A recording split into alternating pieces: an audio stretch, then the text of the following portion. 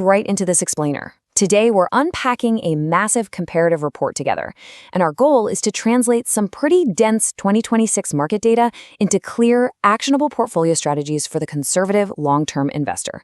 Now, if you've been tracking the markets lately, you already know the surface-level numbers are honestly only telling half the story. So we are going to identify the highest risk tickers currently hiding in the Nasdaq 100 and figure out exactly how we can structure a portfolio to withstand what the underlying math says is coming. Here is our game plan for today. We'll start with the 2026 volatility landscape, move into identifying those high-risk tickers, compare annualized versus rolling volatility, break down value at risk, look at extreme downside expected shortfalls, and finally, lock in some defensive strategies for your portfolio. Right off the bat, we've got to ask, how safe is your portfolio in 2026? I mean, truly safe? As a conservative, long-term investor, your main gig is capital preservation. But when we look at the volatility metrics pulsing through the tech sector right now, safety is literally an illusion if we aren't measuring risk the right way. Okay, part one, the 2026 volatility landscape. Look, we all know the textbook definitions here. Volatility is just the rate a security's price swings up or down, and value at risk, or VAR, is your maximum expected loss over a specific time frame with a given level of confidence. But today, we're taking these concepts and applying them directly to the incoming 2026 data trends. We aren't just looking at standard everyday swings. We are tracking the absolute worst-case scenarios. If you haven't checked the specific VAR of your holdings recently, you honestly don't know how much of your hard-earned capital is on the chopping block when the market suddenly turns. Moving right along to part two, identifying high-risk tickers. You have got to see these annualized volatility numbers. They're absolutely blowing past the 50% mark. AppLevin is sitting at an incredible 75.7%, and ARM is right on its heels at 73.9%. Then you've got Palantir, MicroStrategy, and AMD, all posting highly explosive price movements. If you're holding these in a conservative portfolio without proper offsetting, you aren't investing, my friend. You are strapped to a rocket. The expected yearly price deviation we're seeing here is enormous. Sure, that's a blast for thrill seekers, but it's an absolute nightmare if your goal is capital preservation. Which brings us to part three, annualized versus rolling volatility. Now, this right here is wild. Look at the massive gap for a stock like ARM. You have a staggering 73.9% annualized volatility hiding right behind a deceptively quiet 5.3% 7-day rolling average. This gap, it's literally everything you need to know about the 2026 volatility trap.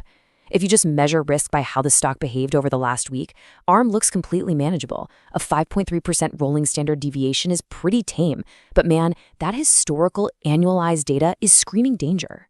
The data definitively proves one major thing. Short-term calm does not equal long-term safety. Just because a stock has been taking a nap for a week doesn't mean your capital is safe over the long haul.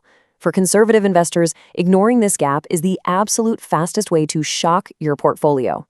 You have to look at those long-term annualized metrics to understand the true underlying personality of the asset you own. Let's shift gears to part four, value at risk explained. When we apply the 99.9% confidence level to standard tech giants, the expected losses get deeply, deeply concerning. We're talking about the extreme tail end of probability here. At this level, a stock like MicroStrategy is modeled to drop by over 29% in a single risk event. Even supposed tech safe havens like Apple and Amazon are hitting 99.9% VAR thresholds of 13.25% and 16.25%. Simply put, in the absolute worst 0.1% of trading days, these are the minimum losses we've got to brace for. Now, what happens if things get even worse? Part 5, extreme downside expected shortfalls. When we pull the data on Airbnb's EG-Arch 99.9% value at risk threshold violation, we hit this jaw-dropping number, 253.89%. I know, it's almost hard to believe. But when extreme models are applied to the absolute, furthest edges of the data, the risk entirely breaks the standard scale. It shows us that in a catastrophic market shock, the math actually calculates an exponential unspooling of value for these highly volatile assets. And this is exactly why expected shortfall matters so much. Extreme value theory, or EVT, models behavior at the absolute tail ends of risk. It tells us exactly how bad the bleeding gets when the normal models just completely break down. Take Warner Bros. Discovery, for example. It has a 99.9% EVT VAR of roughly 16.15%. but its expected shortfall is a massive 25.30%. What does that mean? It means once you cross into that worst 0.1% of days, your average loss isn't just that 16% threshold, it plummets to an average of over 25%. For conservative investors, this is the hidden tail risk we have got to protect against. So, how do we protect ourselves? Part 6, Defensive Strategies for Portfolios. Right now, the absolute most effective way to protect your portfolio is all about juxtaposition. You have to balance those high-risk additions like MicroStrategy, ARM, AppLovin, and Palantir, which all feature explosive volatility over 50%, with extremely low-risk defensive anchors. If you're going to hold those explosive tickers for growth, you absolutely must counterbalance them with steady, reliable blue chips. It's like building a ship. You cannot build a safe vessel exclusively out of parts carrying 50+% volatility. Enter the shock absorbers. Consumer staples like Coca-Cola and Costco boast incredibly low annualized volatility. We're talking under 23%. Contrast this with a stock like ARM. Coca-Cola's 7-day rolling standard deviation is a tiny 1.1%, and its annualized volatility is just 18.1%. There is no hidden trap here. American Electric Power and Costco are telling the exact same story. What we see in the short term genuinely matches the long-term reality.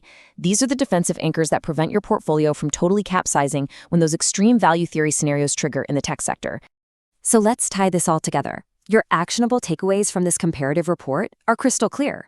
Number 1, diversify away from extreme VAR exposure in the Nasdaq 100. Number 2, do not rely on 7-day rolling averages to measure your safety. It's a trap. Number 3, if you own high flyers like ARM or Palantir, physically offset that mathematical risk by directly anchoring with the low volatility blue chips we identified today, like Coca-Cola, AEP, and Costco. I really want you to take a hard look at your holdings today. Calculate your true annualized volatility and ask yourself, based on the 2026 data, is your portfolio properly anchored for the next market shock? Thanks for tuning into this explainer, and I'll catch you next time.